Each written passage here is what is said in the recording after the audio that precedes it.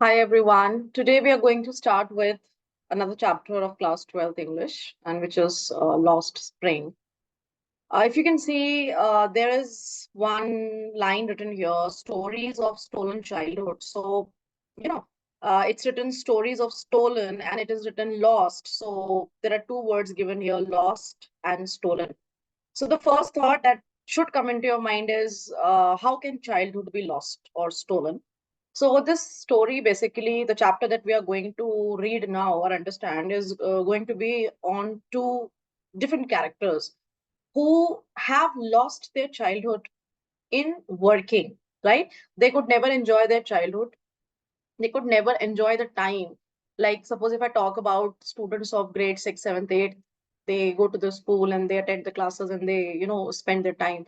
But if you see some rag pickers, if you see people who come at your home to clean your house or, to work to help you. So those people, they are not, they're not accessible to enjoy their childhood because at a very young age, they are bound to work because they are financially not that good or that sound, you can say. So before starting the chapter, let us have a quick discussion about the author.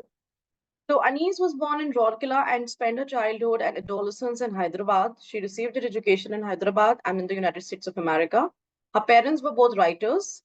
Anise began her career as a writer in India. She has been an editor and columnist for major newspapers in India and abroad and has authored several books. The following is an excerpt. So, for those of you who do not know what an excerpt is, excerpt means a small portion that has been taken from a novel or a book.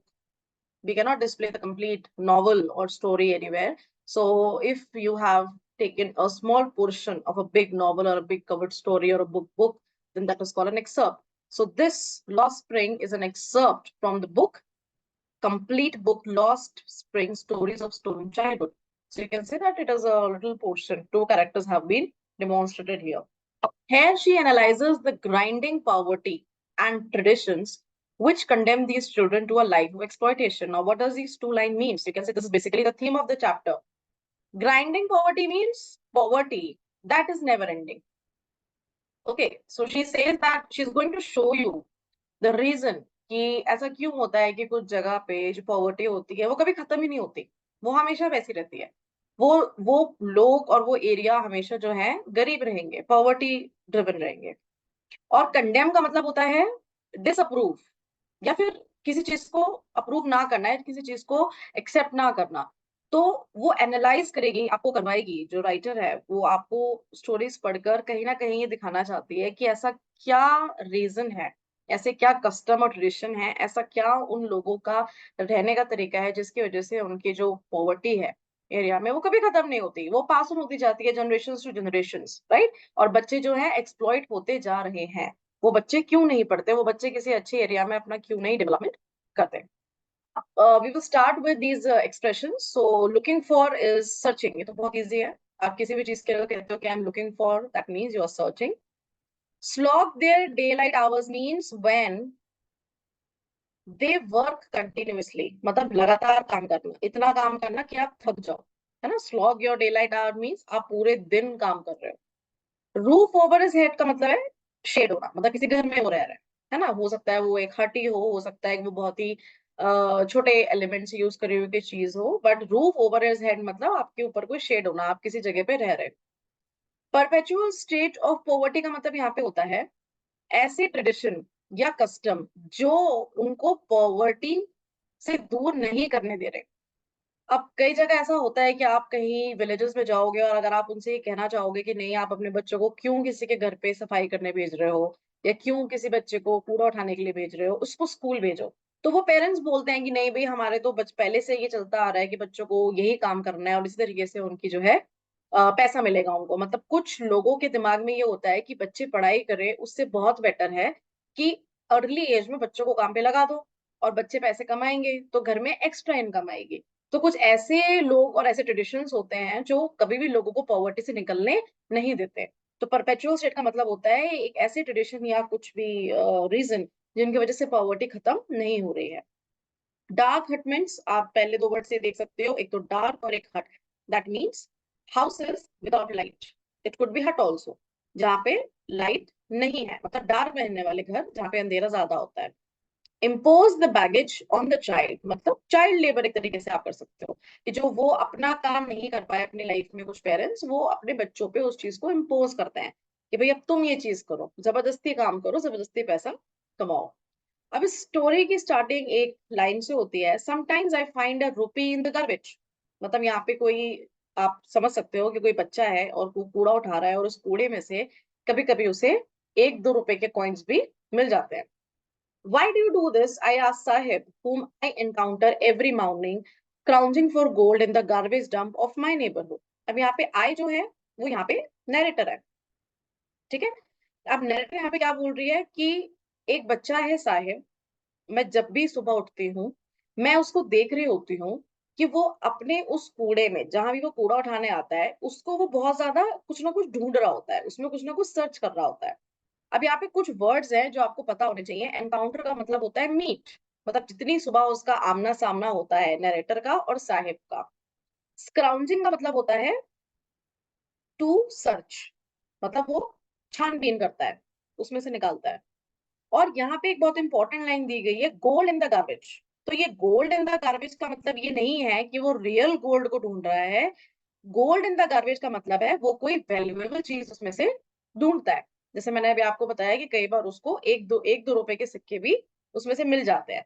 तो कई बार आपके, हम लोग जो कूड़ा समझते हैं, हम जो कूड़ा समझ के फेंक देते हैं, हो सकता है जो वहां से कूड़ा उठा रहा है उसके लिए वो चीज बहुत इंपॉर्टेंट हो। तो जब भी नरेटर सुबह उठती है और वो अपने घर से बाहर निकलती है और उसका आमना सामना इस छोटे से बच्चे साहिब से होता है, तो वो क्या देखती है कि वो बस पूरे दिन क्या करता रहता है, कूड़ा उठाता है और कूड़े में छानबीन करता रहता है। क्यों छानबीन करता है? क्योंकि वो कुछ ऐसा चाहता है जो उसके लिए वैल्यूएबल उसमें से मिल जाए। अब ये साहिब है कौन? Sahib left his home long ago, set amidst the green field of Dhaka. His home is not even a distant memory. Amidst का मतलब यहाँ पे है मिडिल। तो मतलब वो ढाका से शिफ्ट होकर इस प्लेस में आ गया है। अभी यहाँ पे मेंशन नहीं है, बट ये जो जगह बताई गई है वो जगह है दिल्ली। वो दिल्ली आ गया है। तो ढाका से शिफ्ट होकर वो एक नई जगह पे आया है। His home is not even a distant memory. Distant memory का मतलब ये है कि उसको घर छोड़े हुए इतना समय हो गया कि अब तो उसको याद भी नहीं है। मतलब वो इतनी दूर की मेमोरी हो चुकी है कि शायद अब उसको कुछ भी रीजन याद नहीं है कि वो क्यों आए थे, किस लिए वहां से शिफ्ट करना पड़ा। मतलब कोई रिसेंट बात नहीं है, it's not even a distant memory, ना दूर की बात भी नहीं है, और ये बहुत पहले हो चुका है कि वो अपना मेन लैंड, एक हरी भरी जगह में वो रहता था ढाका में, वहां को छोड़ के वो एक नई प्लेस में आ चुका है। There were many storms that swept away their field and home, his mother tells him. अब उसकी मदर ऐसा बोलती है कि कुछ तूफान आए थे जो उनके घर को और उनके फील्ड को खराब करके चले गए। That is why they left looking for gold in the big city where he now lives. अब भाई उनको कहीं ना कहीं उनकी फील्ड जब खराब हो गई, उनका सोर्स ऑफ इनकम वहां पे खराब हो गया, तो उनको एक नई जगह ढूंढनी थी और वहां पे उन्होंने आके गोल्ड ढूंढना शुरू करा। फिर से ये स्टेटमेंट यहाँ पे बोला गया है, looking for gold in the big city. इसका बिल्कुल भी मतलब नहीं है कि वो गोल्ड ऑर्नामेंट को ढूंढ रहे थे। इसका मतलब है कुछ वैल्यूएबल जिससे वो अपनी रोजी रोटी कर सके, अपना गुजारा कर सके। I have nothing else to do, he mutters. Mutters का मतलब होता है बहुत ही आराम से, बहुत स्लो वॉइस में बोलना, धीमी आवाज में बोलना। अब जब साहिब उसको पूछता है कि भाई तुम क्या करते, नरेटर जब पूछता है साहिब को कि तुम क्या करते हो, तो साहिब बोलता है कि मेरे पास कोई काम नहीं है, मैं सिर्फ कूड़ा बीनता हूँ, कूड़े में से मैं चीजें निकालता हूँ। Go to school, I say glibly, realising immediately how hollow the advice must sound. Glibly मतलब होता है एक तरीके से हंसते हुए, इन थोड़ा सा स्माइलिंग वे में। तो नरेटर बोलते हैं कि इससे बेटर कि तुम यहाँ कूड़ा उठाओ, तुम स्कूल क्यों नहीं जाते हो। अब जब वो ये बोल रही होती है तो उसको पता होता है कि जो मेरी ये एडवाइस मैं दे रही हूँ ये बहुत हॉलो है।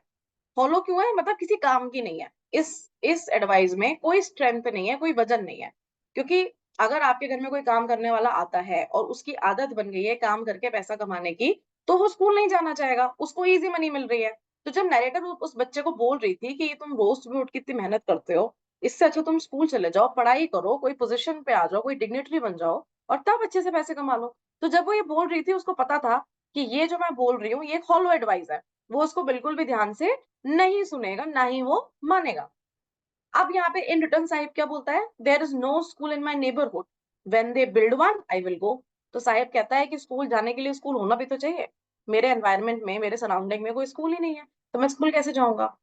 If I start a school will you come? अब यहाँ पे जो नरेटर है वो मजाक में, एक जैसे हम कभी कभी किसी को बोल देते हैं कि अच्छा चलो मैं स्कूल बना देती हूँ, तो क्या तुम आओगे? तो ऐसे नरेटर मजाक में साहिब से बोलती है कि अगर मैं अपना स्कूल खोलूं तो क्या आप आओगे? आई आस्क हाफ जोकिंगली, यहाँ पे आई जो है she is the author, the narrator. Yes, now Sahib says yes, I will come, smiling broadly, मतलब कहीं ना कहीं उसको एक्सपेक्टेशन है, वो बहुत खुश होता है, वो कहता है ठीक है अगर आप स्कूल बनाओगे तो मैं स्कूल जरूर आऊंगा। A few days later, I see him running up to me.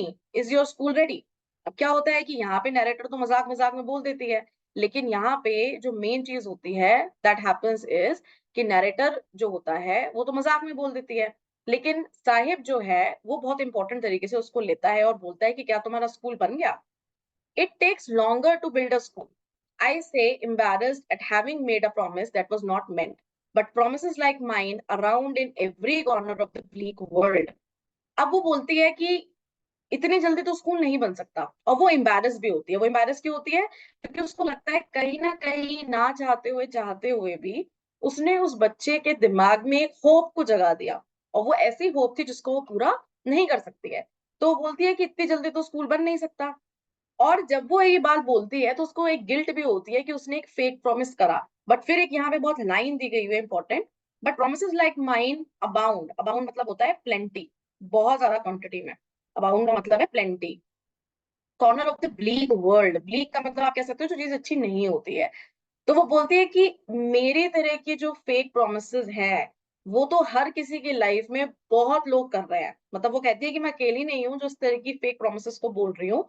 हर किसी की लाइफ में किसी ना किसी एस्पेक्ट में बहुत फेक प्रोमिसेस होते हैं, हर किसी की लाइफ में ऐसा होता है। After months of knowing him I asked him his name. तो बहुत टाइम बाद, अभी तक उसको नाम नहीं पता था, एज अ रीडर आपको पता है कि उसका नाम साहिब था, बट यहाँ नरेटर को उसका नाम नहीं पता था। तो बहुत महीनों बाद जब वो बार बार उसको देखती है, उससे बातचीत होती है, तो वो उसका नाम पूछती है। Sahib Alam he announces, he doesn't know what it means. अब वो अपना नाम, पूरा नाम बताता है कि मेरा नाम साहिब आलम है। If he new it's meaning Lord of the universe. अब यहाँ पे नरेटर कहती है कि उस बेचारे बच्चे को तो ये भी नहीं पता कि उसके नाम का क्या मतलब है। साहिब आलम का मतलब होता है इस यूनिवर्स का लॉर्ड, इस यूनिवर्स का ओनर। अब ये एक तरीके से सटायर दिखाया गया है। आप यहाँ पे लिख सकते हो, सटायर भी कह सकते हो, आयरनी भी कह सकते हो। आयरनी क्या है कि जिसका नाम है लॉर्ड ऑफ द यूनिवर्स वो बेचारा कूड़ा कचरा उठा रहा है, right? He would have a hard time believing it. Hard time believing मतलब अगर उसको पता चल जाए कि उसके नाम का क्या मतलब है, तो उसको हार्ड टाइम होगा बिलीव करने में, मतलब वो उस बात को नहीं मान पाएगा। उसके लिए बड़ी शॉकिंग बात होगी कि मेरा नाम क्या है और मैं काम क्या करता हूँ। Unaware of what his name represents, he roams the street with his friends, an army of barefoot boys. अब barefoot boys का मतलब होता है जो नंगे पैर घूमते हैं। तो उसको अपने नाम का मतलब नहीं पता है, वो अपने फ्रेंड के साथ नंगे पैरों में घूमता है ना? Who appear like morning birds and disappear at noon. सुबह वो निकलता है, कूड़ा कचरा देखता है, अपने दोस्तों के साथ नंगे पैर घूमता है, रोम करता है स्ट्रीट्स में, और वो वापस आ जाता है दोपहर में, जैसे कि बर्ड्स जाती हैं। बर्ड्स का टाइम भी होता है, मॉर्निंग में निकलती है, and by afternoon you will not find maximum number of birds. अब यहाँ बेयरफुट से मतलब ऐसा है कि वहां के एरिया की, जहाँ पे साहिब है, वहां की कंडीशन ऑलमोस्ट स्लम जैसी है। वहां पे किसी के पास भी कुछ पहनने के लिए पैरों में नहीं है। I have come to recognise each of them. अब यहाँ पे नरेटर बोल रही है कि इतने महीने हो गए हैं साहिब के साथ साथ मैं उसके दोस्तों को भी पहचानने लगी हूँ, जितने दोस्त उसके थे।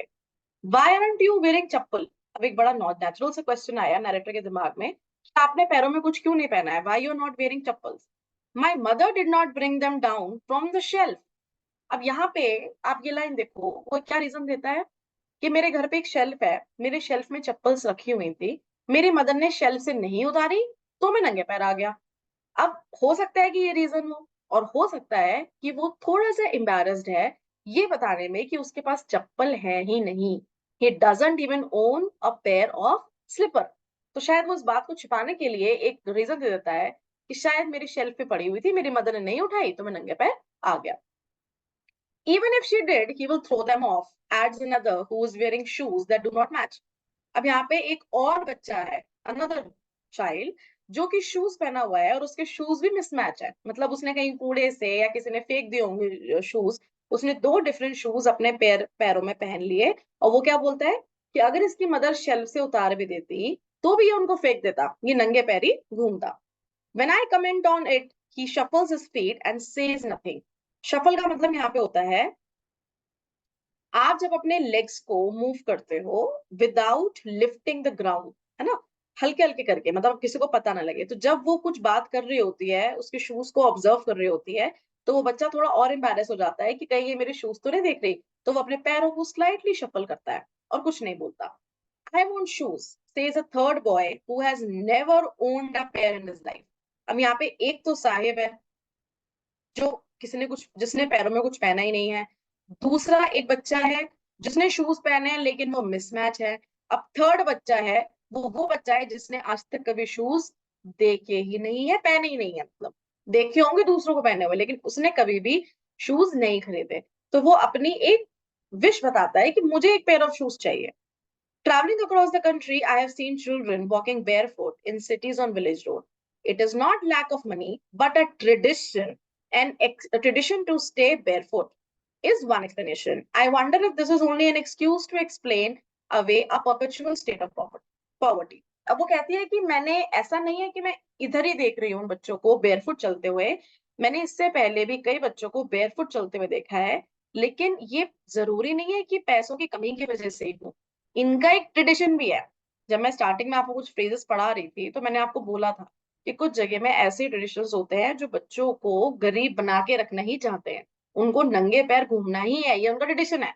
तो वो ऐसे सोच रही है कि हो सकता है ऐसे ट्रेडिशन भी हो, जरूरी नहीं है कि पैसों की कमी से ही ये चप्पल नहीं खरीद पा रहे हो। Remember a story a man from Idippi had once told me.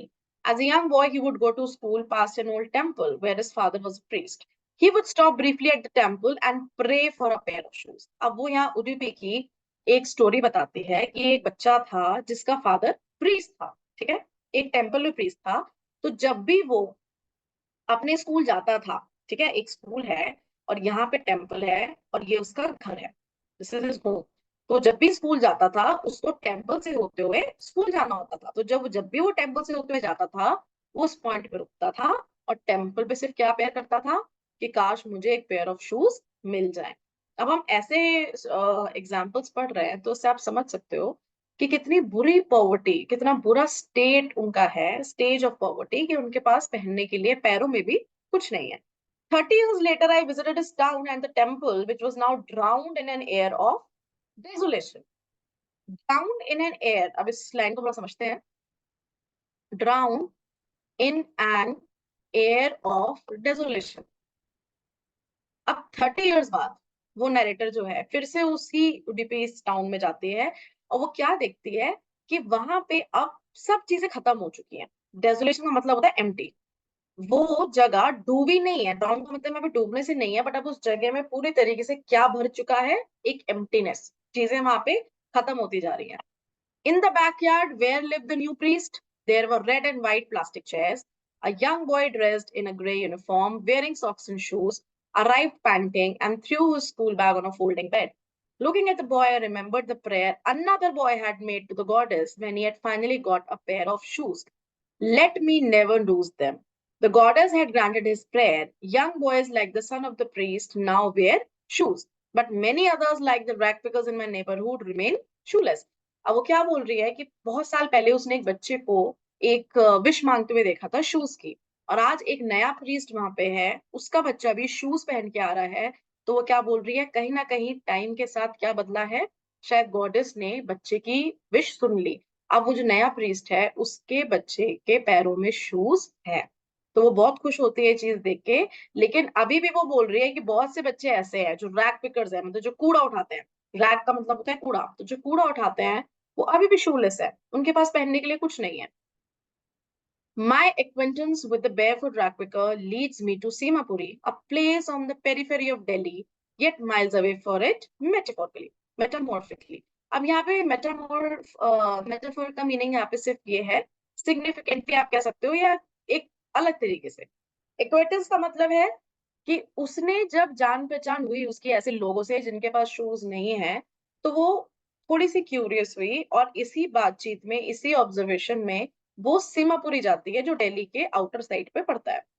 Those who live here are squatters. Squatter का मतलब होता है इलीगल रेजिडेंट, मतलब वो हो सकता है किसी बाहर जगह से आए हो, किसी बाहर सिटी से आए हो, लेकिन वो लैंड उनको बिलोंग नहीं करता, वो इलीगल होता है। who came from Bangladesh, right? तो वो लोग कहाँ से आए हैं? बांग्लादेश से आए हैं in 1971.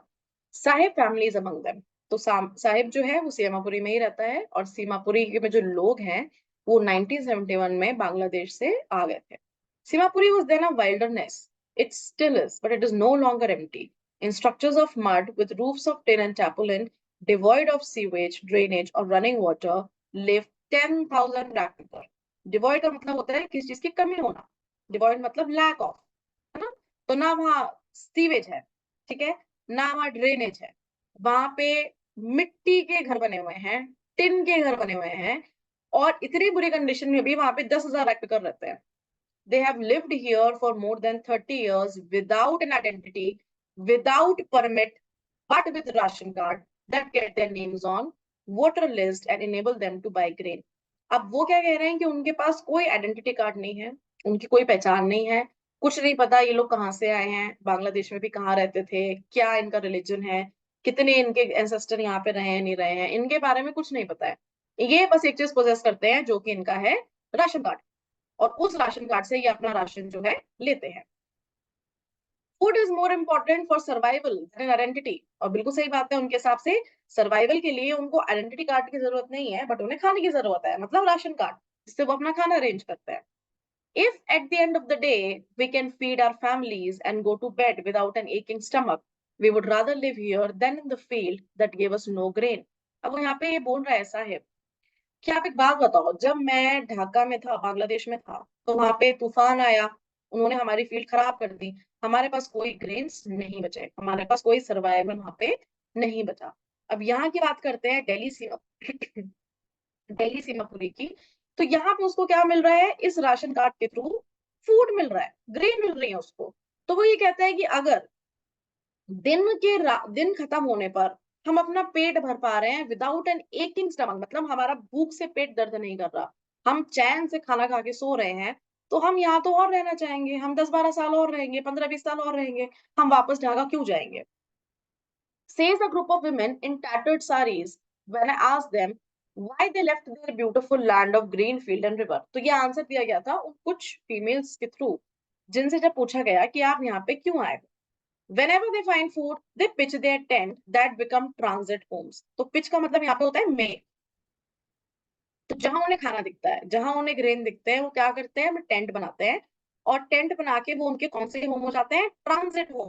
ट्रांजिट होम मतलब होता है मूवेबल। अब यार मूवेबल क्यों कहा गया है भाई? अगर उन्हें एक पोजीशन पे, एक पॉइंट पे आज खाना मिला, तो आज के लिए वो है उनका घर, कल को वो कहीं और खाना देखेंगे तो वो एरिया उनका घर हो जाएगा, तो मतलब उनके होम जो थे वो मूवेबल थे। Children grow up in them becoming partners in survival, and survival in Seemapuri means rag picking. तो सीमापुरी में ज्यादातर बच्चे क्या काम करते हैं? कूड़ा उठाते हैं।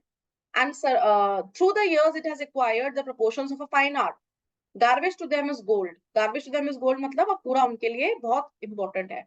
It is the daily bread, a roof over their heads even if it is a leaking roof, but for child is even more. मतलब उनके लिए अब आप ये कह सकते हो, पैसे कमाने का बहुत आसान तरीका है कूड़ा उठाना, कूड़े में से कोई वैल्यूएबल चीज निकालना और अपना डेली सर्वाइवल करना। चाहे उनके उनके टूटे हुए घर हो, लेकिन उन्हें कूड़ा जो है उनके लिए वो गोल्ड है, गार्बेज जो है वो उनके लिए एक बहुत ही वैल्यूएबल आइटम है। I sometimes find a rupee, even a 10 rupee note. Sahib says his eyes lighting up. अब वो कई कई बार ये बताता है कि ऐसा हुआ है, जब मैंने कूड़ा उठाया तो मुझे उसमें 10 रुपए के नोट भी मिले, कॉइन्स नहीं, नोट भी मिले। तो अब भाई एक कूड़ा उठाने वाले के लिए 10 रुपए का नोट बहुत वैल्यूएबल है। When you can find a silver coin in a heap of garbage, you don't stop scrounging. अब यहाँ पे सिल्वर कॉइन का मतलब भी ये है कि जब आपको किसी दिन बहुत वैल्यूएबल चीज मिल जाए, तो आपकी आदत बन जाएगी कि रोज आप उसी जगह उस कूड़े को और छानबीन करोगे, इस उम्मीद में कि शायद और कुछ भी मिल जाए। It seems that for children, garbage has a meaning different from what it means to their parents. For the children, it is wrapped in wonder. For the elder, it is means of survival. तो यहाँ पे सिर्फ ये फर्क है कि children के लिए, यहाँ के जो बच्चे हैं सीमापुरी के लिए, उनका जो कूड़ा है वो एक वंडर है, मतलब जादू है, उस कूड़े में से कुछ भी निकल सकता है। लेकिन जो पेरेंट्स हैं, जो एल्डर हैं, उनके लिए वो कमाई का जरिया है, उसी से वो पैसे कमा रहे हैं। One winter morning, I see Sahib standing by the fenced gate of the neighborhood club. watching two young men dressed in white playing tennis. अब एक दिन नैरेटर जब बाहर निकलती है तो वो देखती है कि एक क्लब होता है उसके घर के आसपास, और यहाँ पे साहिब जो है एक फेंसिंग बनी होती है, आप इसे फेंसिंग समझ सकते हो। तो साहिब इस फेंसिंग से बाहर से इस क्लब में दो लोगों को, यंग मैन को टेनिस खेलते हुए देखता है। I like the game he hums, hums का मतलब हल्के बात करना। Content to watch it standing behind the fence, content मतलब हैप्पी, सेटिस्फाइड या हैप्पी। तो मतलब वो बाहर से देखने में भी बहुत खुश है, उसको अंदर जाने दिया जाए नहीं दिया जाए, वो बाहर से उन लोगों को देख के बहुत खुश है, क्योंकि उसको टेनिस अच्छा लगता है, तो वो देखता है कि वो लोग टेनिस कैसे खेल रहे हैं। Go inside when no one is around, कई बार ऐसा भी होता है कि वो उस क्लब के अंदर तब जाता है जब कोई भी नहीं होगा।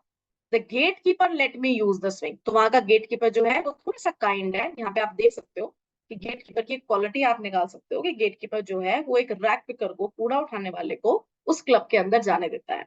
Sahib two is wearing tennis shoes that look strange over his discolour shirt and shorts. अब जो ये साहिब है ये भी किसी के दिए हुए या कूड़े में पड़े हुए टेनिस शूज पहना हुआ है, जो कि बिल्कुल भी मैच नहीं कर रहे हैं उसकी शर्ट और शॉर्ट से। Someone gave them to me, he says in the manner of an explanation. The fact that they are discarded shoes of some rich boy. Discarded मतलब आप जो यूज नहीं कर रहे हो, आप नॉट इन यूज, मतलब वो उस चीज को यूज नहीं कर रहा है, किसी रिच बॉय ने उसको डिस्कार्डेड शूज दे दिए थे। Who perhaps refused to wear them because of a hole in one of them does not bother him. अब जो रिच वाला बच्चा था उसने इन शूज को क्यों डिस्कार्ड कर दिया, क्योंकि इन शूज में एक होल था, तो उसने बोला मैं ये नहीं पहनूंगा, मैं नहीं खरीदूंगा। लेकिन इस बेचारे साहिब के लिए, जिसके लिए शूज अफोर्ड करना ये बहुत बड़ी बात है, वो होल वाले शूज भी पहन के घूम रहा है, क्योंकि उसको फर्क नहीं पड़ता उसमें होल है या नहीं।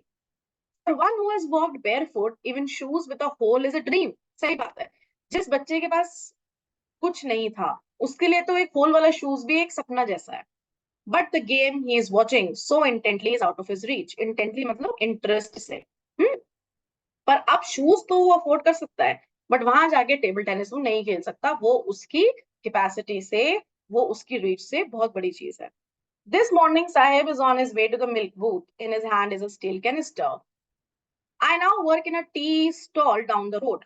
अब कुछ टाइम बाद साहिब क्या करता है, रैक पिकिंग, तो उसका एक काम था ये, रैक पिकिंग से हटके उसने एक दूसरा काम शुरू कर दिया, एंड व्हाट इट इज, वो मिल्क बूथ जाता है और वो स्टील कैनिस्टर लेके, अपना canister is, you can say is like a box or metal container, you can call it as a metal container.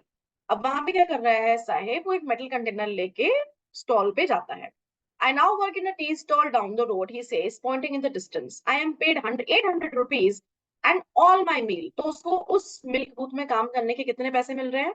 एक तो उसको 800 रुपए पर मंथ मिलता है, और उसके साथ उसका फूडिंग भी वो लोग देते हैं, खाना भी उसको मिलता है।